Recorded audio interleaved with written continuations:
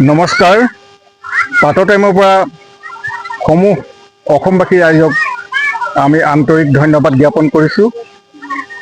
নৱবৰ্ষৰ দ্বিতীয় মাহত আপোনালোকে সকলোৱে জানে যে আজি আলি আই লৃগাং।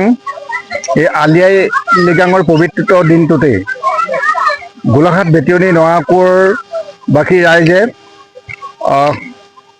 মেডাম-মেফি অনুষ্ঠান ভাগ গত এটা দিনত উদযাপন কৰিছিলে আৰু দুৰ্ভাগ্যবশতঃ তেখেতসকলে আয়োজন কৰিব নোৱাৰিলে। কিন্তু আজি সেই আলি আই লৃগাঙৰ লগত সংগতি ৰাখি আজি নৰাকুৰবাসী ৰাইজে উলহ মালহেৰে উপৰি পুৰুষ পুলিন প্ৰথাও মানে স্মৰণ কৰিবৰ কাৰণে আজি তেখেতসকলে আগবাঢ়ি আহিছে। অনুষ্ঠানটো খুব আচলতে গাম্ভীৰ্যপূৰ্ণ অনুষ্ঠান। মই দেখাম টাই মংগোলীয় গোষ্ঠীৰ যি মেডাম-মেফি, এই মেডাম-মেফি অনুষ্ঠান ভাগ আচলতে এই নৰাকুৰ এখন গাঁও কৃষ্টি সংস্কৃতিৰে ভৰপূৰ এখন গাঁৱত আচলতে পুৰুষ মহিলা সকলো ওলাই আহিছে। মই অকণমান আমাৰ সতীৰ্থ মই চমেন অকণমান দেখাবলৈ অনুৰোধ জনাইছোঁ। এইসকল মহিলাই খুব সুন্দৰভাৱে আচলতে মেডাম-মেফি অনুষ্ঠান উদযাপন কৰিবলৈ তেখেতসকল আগবাঢ়ি আহিছে।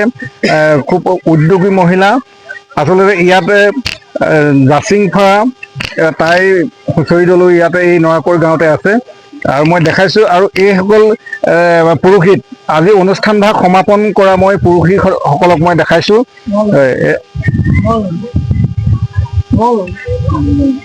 মুলুং হয়, এখেতসকলে আমাৰ মুলুংসকলে ইয়াত আসন গ্ৰহণ কৰা পৰিলক্ষিত হৈছে। আৰু আচলতে মেডাম-মেফিলৈ বিভিন্ন গণ্যমান্য ব্যক্তিসকল আহিছে। মই অকণমান এইফালে দেখাইছোঁ।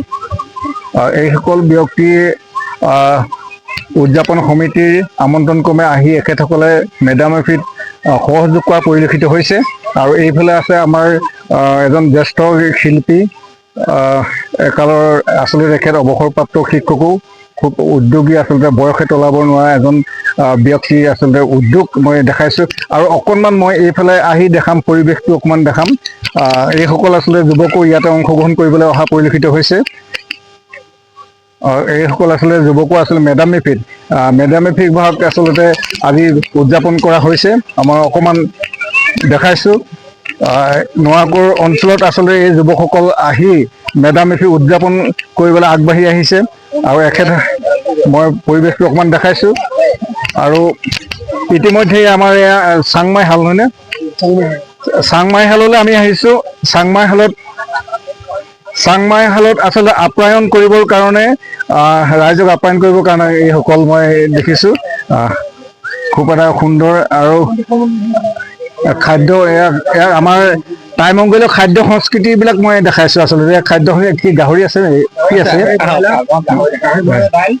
গাহৰি, বিলাহী আৰু আলু আৰু কি কি কৰা হৈছে? আৰু আছে আপোনাক মই দেখাইছোঁ। এইফালে অকণমান দেখাবলৈ মই অনুৰোধ জনাইছোঁ। এইফালে ৰাইজক আপ্যায়নৰ সুবিধাৰ কাৰণে এই বাতি বনোৱা হৈছে। আৰু যুৱকসকল দেখুৱাই দিয়া, যুৱকসকল ধুনীয়াকৈ দেখুৱাই দিয়া। আৰু এইফালে দেখাই আছো, এইটো সেই ব্ৰইলাৰ মাংস। যিসকলে গাহৰি মাংস নাখায় আৰু মাছ চাগে আছে ন? মাছ আছে আৰু নিৰামিষৰ ব্যৱস্থা গ্ৰহণ কৰা হৈছে। মই ক্ৰমান্বয়ে আহি আছোঁ। মই সুধিবলৈ চেষ্টা কৰিম আজি অনুষ্ঠান ভাগ কেনেধৰণে আচলতে আয়োজন কৰা হৈছে। মই অকণমান সুধিবলৈ চেষ্টা কৰিম।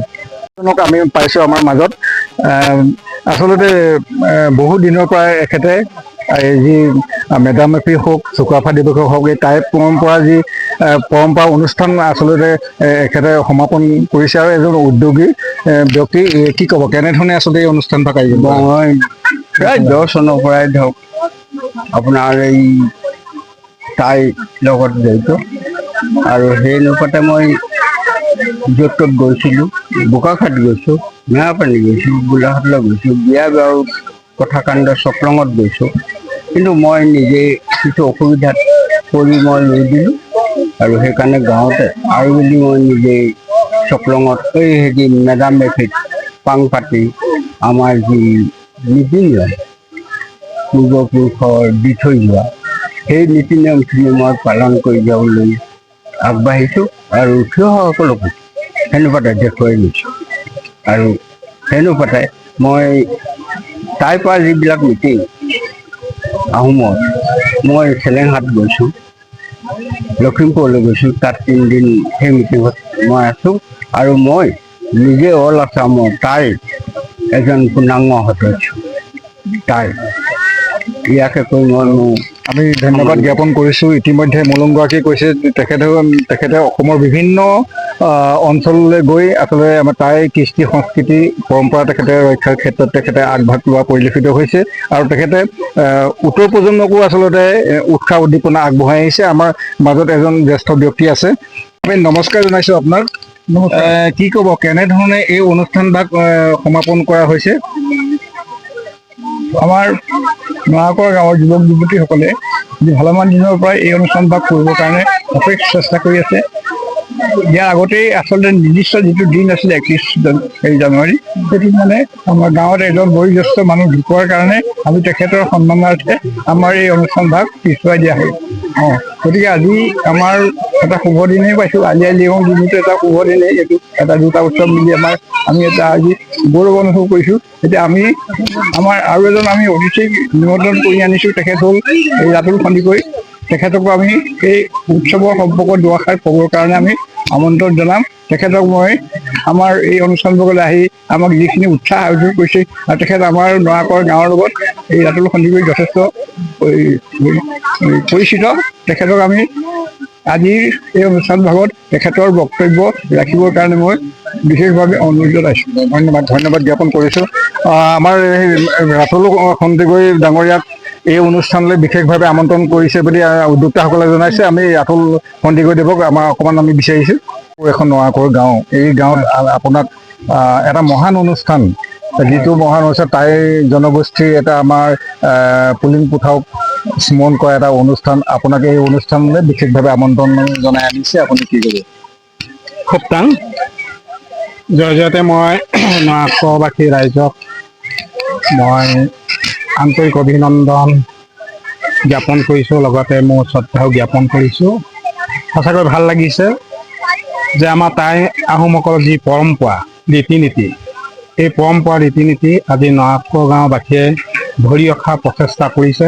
নতুন প্ৰজন্মক এই কৃষ্টিটো দাঙি ধৰাত যথেষ্ট সহায় কৰিছে। তাৰ বাবে মই তেখেতসকলক শলাগ লৈছোঁ যে আমাৰ 1826 চনৰ ইয়াণ্ডাবু সন্ধিৰ পাছত যেতিয়া আহোম ৰাজত্বৰ অৱসান ঘটিছিল, অসমখন ব্ৰিটিছৰ অধীনলৈ গৈছিল, তেতিয়া আমাৰ আহোমসকলৰ যি পৰম্পৰা ৰীতি নীতি, বিশেষকৈ এই মেডাম মেফিটো প্ৰায় লুপ্তপ্ৰায় হৈ গৈছিলেগৈ। পিছৰ প্ৰজন্মই মেডাম মেফি কি বস্তু বুজিয়ে পোৱা নাছিলেগৈ। সেইকাৰণে মই এইটোতে আজি এই পবিত্ৰ দিনটোত মই এজন ব্যক্তিৰ নাম মই ল'বই লাগিব। সেইজন হৈছে অসমৰ ভূতপূৰ্ব মুখ্যমন্ত্ৰী প্ৰয়াত হিতেশ্বৰ শইকীয়াদেৱ। তেখেতৰ নামটো মই এইকাৰণেই ল'ব লাগিব যে 1826 চনৰ ইয়াণ্ডাবু সন্ধিৰ পাছত আহোমসকলৰ যি এই মেডাম মেফি, এই মেডাম মেফি প্ৰায় নিচিন্ন হৈ গৈছিল। মাত্ৰ এমুঠিমান বাইলুং পণ্ডিতসকলেহে তেওঁলোকৰ ঘৰত ঘৰুৱাভাৱে এই মেডাম মেফিটো উদযাপন কৰিছিল। কিন্তু প্ৰয়াত মুখ্যমন্ত্ৰী হিতেশ্বৰ শইকীয়া ডাঙৰীয়াই 1983 চনত শিৱসাগৰ জিলাত জয়সাগৰ পুখুৰী পাৰত আনুষ্ঠানিকভাৱে এই মেডাম মেফি ভাগ পুনৰ উদযাপন কৰিছিল আৰু তেখেতে এই 31 ডিচেম্বৰ দিনটো মেডাম মেফি দিন হিচাপে চৰকাৰী দিন ঘোষণা কৰিছিল। গতিকে তেতিয়াৰ পৰাই অসমৰ টাই আহোমসকলৰ মাজত এই মেডাম মেফিটো বুজি পাইছে আৰু পুনৰ সম্প্ৰসাৰণ ঘটিছে আৰু এই কৃষ্টি ধৰি ৰখাৰ প্ৰচেষ্টা কৰিছে। তাৰ লগে লগে মই গোলাঘাটৰ এজন ব্যক্তিৰ নাম আজি এই দিনটোত ল'ব লাগিব যে সেইজন হৈছে খুমটাই সমষ্টিৰ প্ৰাক্তন বিধায়ক প্ৰয়াত প্ৰবীণ কুমাৰ গগৈদেৱ। তেখেতে 1987 চনত গোলাঘাটৰ ৰাজহুৱা খেলপথাৰত তেখেতৰ ব্যক্তিগত প্ৰচেষ্টাই ক'ব লাগিব, এইটো ব্যক্তিগত প্ৰচেষ্টাই সেই সময়ত অসমৰ গৃহমন্ত্ৰী ভিঘু কুমাৰ ফুকনদেৱক বিশিষ্ট অতিথি হিচাপে আমন্ত্ৰণ কৰি গোলাঘাটৰ ৰাজহুৱা খেলপথাৰত ৰাজহুৱাভাৱে এই মেডাম মেফি ভাগ উদযাপন কৰিছিল। আৰু তেতিয়াৰ পৰাই জিলাখনৰ বিভিন্ন চুকে কোণে বিশেষকৈ আহোম সম্প্ৰদায় বসতি গাঁওবিলাকত এই মেডাম মেফি ভাগ উদযাপন কৰি আহিছে। আপুনি নৰাকৰ গাঁৱলৈ আহিছে অনুষ্ঠানটো, সেইটো আপোনাক কেনেকৈ ক'ব? আমাৰ অতি আনন্দিত মই এই নয়াকৰ গাঁও যি বেদুইন যুৱ সংঘ প্ৰতিষ্ঠা দিৱস ৰূপালী জয়ন্তী প্ৰতিষ্ঠা দিৱসত যিখন আলোচনী প্ৰকাশ পাইছে তাত মই মেডাম মেফি সম্পৰ্কে মই খুব বিস্তৃতভাৱে লিখিছোঁ। সঁচাকৈ ভাল লাগিছে যেন খুব আপোন মানুহৰ ওচৰলৈ যেন আহিছোঁ। এই মানুহখিনি যেন খুব আপোন মানুহ, কাৰণ ময়ো নিজেও এজন আহোম সম্প্ৰদায়ৰ মানুহ। কিন্তু আমাৰ মানুহসকল কি হৈছে কৃষ্ণ সংস্কৃতিৰ প্ৰভাৱত পৰি আমাৰ যি টাই আহোমৰ যি পৰম্পৰা ৰীতি নীতি এইখিনি পাহৰি যোৱা নিচিনা হৈছে। গতিকে নিজকে যেন আহোম মানুহ বুলি চিনাকি দিবলৈ অলপ বেয়া পোৱা হৈ গৈছেগৈ। গতিকে আজি নয়াকৰ গাঁৱৰ বাসীয়ে যে নিজকে আমি আহোম, আমি টাই মংগোলীয় গোষ্ঠীৰ মানুহ এইখিনি পৰিচয় দাঙি ধৰিবলৈ অকণো কুণ্ঠাবোধ কৰা নাই। গতিকে মোৰ সঁচাকৈ ভাল লাগিছে। আৰু মোক আজি ফোন কৰিছে, মই ফোন কৰাৰ লগে লগে মোৰ এভাগ মানে নাম কীৰ্তন আছিলে, সেই নাম কীৰ্তন এৰি মই আহিছোঁ। ধন্যবাদ জ্ঞাপন কৰিছোঁ আপোনাক। আমি আৰু অকণমান আমাৰ এই বাইদেউ কি ক'ব, আপুনি কেনেকুৱা লাগিছে আচলতে অকণমান ক'ব কাৰণে? এনেইতো খুব ভাল লাগিছে। আমি আজি 2 বছৰ হৈছে এতিয়া এইটো অনুষ্ঠান আৰম্ভ কৰা। ইয়াৰ উদ্যোক্তাসকলে কিন্তু ধন্যবাদ পাব পাত্ৰ এইখিনি। আৰু আমি মেডাম মেফি আজি বহু বছৰৰ পৰা গম পাই আছো, সেয়া হিতেশ্বৰ শইকীয়াদেৱে এটা তাৰিখ দি দিলে যে এইটো তাৰিখতে আমাৰ সকলোৱে পাতিব পাৰিব, নহ'লে আগতে ঘৰে ঘৰে পাতে তেনেকে। এতিয়া সেইটো লোৱাৰ কাৰণে ভাল হ'ল, আমি নিৰ্দিষ্ট এটা দিনত মানে ল'বলৈ পাইছোঁ। ধন্যবাদ জ্ঞাপন কৰিছোঁ। আপুনি ক'ব, আপুনি আহক অকণমান মানে খুব সুন্দৰভাৱে মহিলাসকল ওলাই অহা পৰিলক্ষিত হৈছে। নয়াকৰ বাকী ৰাইজে আজি মেডাম মেফি উদযাপন কৰিছে, কি ক'ব? ক'বলৈ মানে আমাৰ এই বিশেষকৈ প্ৰথমে আপোনালোকক ধন্যবাদ ৰাখিছোঁ, ইয়ালৈ আহি আমাৰ এইখিনি প্ৰচাৰৰ কাৰণে যিকণ সুবিধা কৰিছেহি। আৰু আমাৰ এই উদ্যোক্তাসকলক তেখেতলোকে মানে যোৱা আমাৰ 31 তাৰিখে যি মেডাম মেফি ভাগ আছিলে তাৰ আগৰ পৰাই যিমান কষ্ট কৰিছে নিজৰ ঘৰৰ কাম বন বাদ দি, আৰু ইয়াত যেনেদৰে তেওঁলোকে কষ্ট কৰিলে তেওঁলোকৰ হৈ মানে কৃতজ্ঞ প্ৰকাশ কৰিছোঁ। আৰু আমি মহিলাসকলেতো অকলে আগবাঢ়ি আহিব নোৱাৰি, কিয়নো আমাৰ ঘৰৰ পুৰুষকেইজনে যেতিয়া আগবঢ়াই দিছে কাৰণেহে আমি আগবাঢ়ি আহিব পাৰিছোঁ। আৰু আমাৰ এই বয়োজ্যেষ্ঠ সকলো আমাক যথেষ্টখিনি মানে উৎসাহ আগবঢ়াই আহিছে। আৰু আমি এই মহিলাখিনিয়ে প্ৰথম অৱস্থাত যিটো অৱস্থাত মানে আমাৰ এই দলটো গঠন কৰিছিলোঁ, সেইখিনি ক'বলৈ গ'লেতো বৰ দীঘলীয়াই হ'ব। কিন্তু যেতিয়া এই এনেদৰে মানে এই মেডাম মেফি ভাগ যে পাতিবলৈ লৈছে তাৰ কাৰণে মানে বহুত ভাল লাগিছে। আৰু যাতে আগলৈও আমি এনেদৰে সদায় পালন কৰি আহিব পাৰোঁ, তাকে খুৰাতাইও যেন আমাক এখন আশীষ দিয়ে। হয়, আচলতে মহিলাগৰাকী খুব সুন্দৰ কথা কৈছে যে আগলৈ যাতে এনেধৰণে আচলতে মেডাম মেফি উদযাপন কৰাত মানে খুৰাতাই যাতে আশীৰ্বাদ দিয়ে তাৰ প্ৰতি তেখেতে আশা প্ৰকাশ কৰিছে। আৰু আমি মানে এই অকণ পৰিৱেশটো মহিলাসকল আছে, এই পৰিৱেশটো আমি দেখাম। এয়া মেডাম মেফি এটা পৰিৱেশ আমি দেখাইছোঁ। এয়া খাদ্য গ্ৰহণ কৰিছে টাই মংগোলীয় গোষ্ঠীৰ যিটো জনজাতীয় খাদ্য, সেই খাদ্য আচলতে গ্ৰহণ কৰা পৰিলক্ষিত হৈছে। মই আমাৰ সমীৰণক অকণমান পৰিৱেশটো মহিলাসকলে এয়া আমাৰ খাদ্য গ্ৰহণ কৰিবলৈ তেখেতে ক'লে খুব ধুনীয়া। কেনেকুৱা লাগিছে? একদম গাহৰি ভালকৈ ওলাইছেনে? গাহৰি মাছ একদম বাপৰে চব খুব সুন্দৰভাৱে ওলাইছে ন? কেনেকুৱা নহ'ব? ভাল হৈছে ন? ভাল লাগিছে। ঠিক আছে। এখেতসকল আচলতে আহিছে টাই মংগোলীয় জনগোষ্ঠীৰ যি জনজাতীয় খাদ্য আচলতে মেডাম মেফিত ওলাব লাগে সকলোখিনি ওলোৱা দেখা গৈছে। আৰু মহিলাসকলে তাই গ্ৰহণ কৰিছে। আমি সকলো মহিলাক মই দেখাইছোঁ। এটা সুন্দৰ পৰিৱেশত আচলতে শৃংখলাবদ্ধভাৱে খাদ্য গ্ৰহণ কৰা পৰিলক্ষিত হৈছে। আমি অকণমান দেখাইছোঁ। এয়া গাহৰি মাংস ন? কেনেকুৱা কি ক'ব আপুনি? আমাৰ জনজাতীয় খাদ্য সংস্কৃতি গ্ৰহণ কৰিছে, কি ক'ব? নাই, আমাৰ এই জনজাতীয় খাদ্য সংস্কৃতিটো আমাৰ এইটো এটা বহুত মানে পুৰণা এইটো এটা অলপ বেলেগ ধৰণৰ ইয়াত আমেজ আছে। আৰু এই খাদ্যৰ সোৱাদেই বেলেগ। এই খাদ্য আমাৰ জনজাতিসকলে ইয়াত এই খাদ্য মানে কৰে, বাকী অন্য জাতিবিলাকে এই খাদ্যৰ যি সোৱাদ সেই সোৱাদ নাপায়। ধন্যবাদ জ্ঞাপন কৰিছোঁ যে তেখেতে কৈছে যে জনজাতীয় যিটো খাদ্য, সেই খাদ্যৰ সোৱাদেই বেলেগ। আৰু এই সোৱাদ ল'বলৈ আচলতে বিভিন্ন জাতি জনগোষ্ঠীৰ মানুহো আচলতে ইয়াত অংশগ্ৰহণ কৰা পৰিলক্ষিত হয়নে?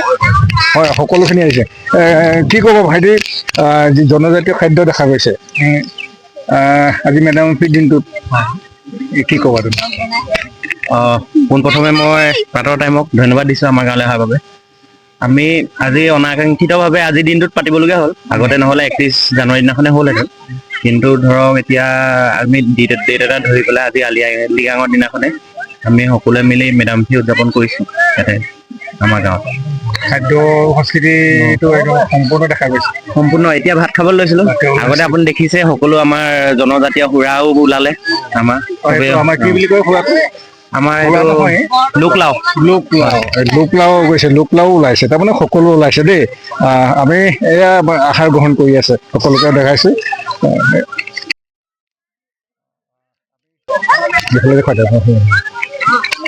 আমি সকলোকে ধন্যবাদ জ্ঞাপন কৰিছোঁ অনাগত দিনত যাতে এই স্থানতে নৱাপৰ বাকী ৰাইজে ইয়াতকৈ উলহ মালহে যাতে মেডাম মেফি বা টাই জনগোষ্ঠীৰ যি পৰম্পৰাগত অনুষ্ঠান যাতে আয়োজন কৰে তাৰ প্ৰতি আমি আশা ৰাখিছোঁ সকলোকে আমি ধন্যবাদ জ্ঞাপন কৰিছোঁ শদিয়াৰ পৰা ধুবুৰীলৈ বৰাকৰ পৰা ব্ৰহ্মপুত্ৰলৈ সকলোৰে মাজত চিনাকি এটা নাম প্ৰাতঃ টাইম থলুৱা ভাষা কৃষ্টি আৰু সত্য বাতৰিৰ আধাৰত প্ৰতিষ্ঠিত খবৰ প্ৰাতঃ টাইমৰ প্ৰতিটো বা বাতৰি পুংখানুপুংখভাৱে চাবলৈ Facebook YouTube website Twitter Instagram আৰু ব্লগাৰ পেজত লাইক আৰু ফ'ল' কৰক